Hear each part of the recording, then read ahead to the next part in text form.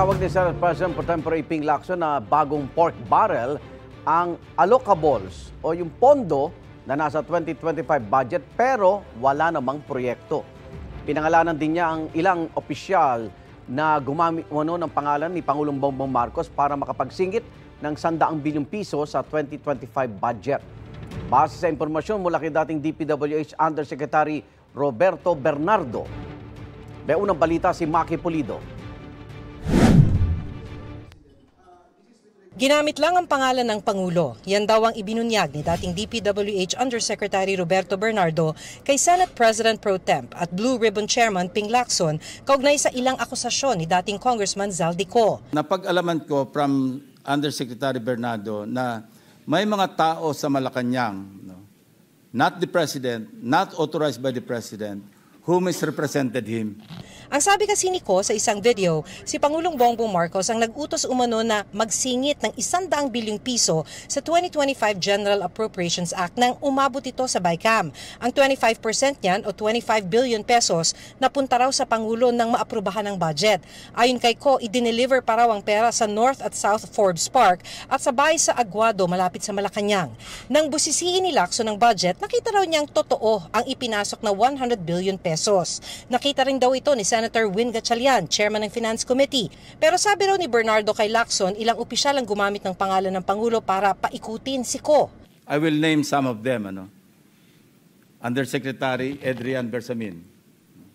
He name-dropped the President, making Zaldico believe na utos ng Pangulo na ipasok sa BICAM yung insertions na 100 billion. Now, Yusek Traigib Olaybar. Other personalities. Sinoy Undersecretary Adrian Bersamin ng Presidential Legislative Liaison Office ay apo ni Executive Secretary Lucas Bersamin, habang Undersecretary sa Department of Education si Traigib Olayvar. Sabi pa ni Lacson, ibang ibinigay na breakdown ni Bernardo kung saan napunta ang 100 bilyon. Sa DPWH raw napunta ang 81 billion dito, habang ang natira ay napunta sa iba't ibang ahensya. Mula sa 81 billion, si Bernardo raw mismo ang humawak sa 52 billion.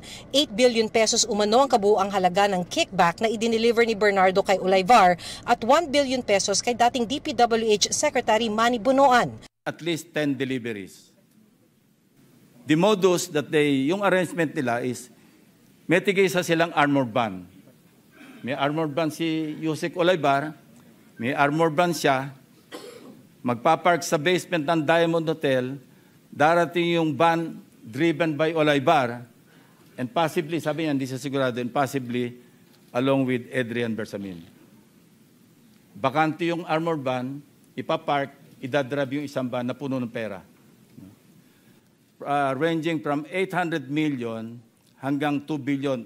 Umabot pa raw ng 2 billion ang isang delivery dahil hindi kaagad nasundo ni Olayvar. Sabi pa raw ni Bernardo, si dating Executive Secretary Bersamin ang nagtiyak na marerelease ang pondo na isiningit sa 2025 national budget. Sinabihan siya ni Yusek Traigib Olayvar na si Secretary Bonoan asked Executive Secretary Bersamin several times, sino ba magpapacilitate itong 52 billion? Of course, isasama sa BICAM, paano ito re-release? Sino magpapacilitate? Ang sagot ni ES Bersamin sa kanya, we will take care of it. Sila na raw ang bahala kung paano ayusin yung 52 billion. Napansin din daw ni Lacson sa pagbusisi niya sa budget ang allocables o yung may pondo na pero wala pa namang proyekto. 25.2 billion pesos daw ang allocable ni dating DPWH Secretary Bonoan habang 143.5 billion ang sa House leadership. Ang tawag dito ni Lacson, bagong pork barrel. 143.5 billion. Mag-advance ng 10%. Magkano nawala sa Kaban ng Bayan? 14.35%. Write-off. Nagagaling sa mga contractors. So why would the contractors advance that much kung hindi sila siguradong sila yung mangungontrata? It sucks, Mr. President. Ang mga ibinunyag daw ni Bernardo, kanyang isinulat at ipinadala sa Pangulo. Nang matanggap daw ng Pangulo ang handwritten statement ni Bernardo, sabi ni Lacson, nasundan na ito ng pagbitiw sa pwesto ni na dating Executive Secretary Bersamin at ni dating Budget Secretary Amena Pangandaman. Ayon din kay DepEd Secretary Sonny Angara, nagsumiti na rin ng resignation si Olayvar. There were resignations. Courtesy resignation is a euphemism for firing. The President is a very kind-hearted person. I would have suggested na tanggalin niya and then order an investigation. Otherwise, how can you insulate the President kung courtesy resignation?